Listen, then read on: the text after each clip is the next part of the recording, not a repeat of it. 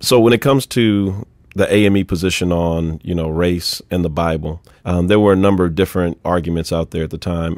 One of the voices that Tanner would have heard, who was sometimes at odds with his father theologically and politically in the church, was Henry McNeil Turner, who was another bishop in the church and one of the fathers of what is now known today as Black theology. And so Henry McNeil Turner's position was one that said that if God has to have a color, then God must be Black. And in his words at the time, God must be a Negro.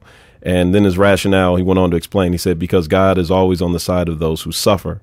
And he went on again to explain that nobody has suffered as much in his day in America as Black people had.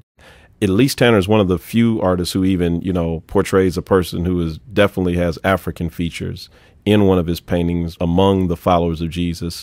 I'm assuming as I'm looking at the image of the Lazarus piece that those who are there with him in the tomb are the people who are the disciples, those who are closest with him as he's there, performing the act of resurrection with Lazarus. And right there, there's the image of this, real strong African presence, this, gentleman who's standing there.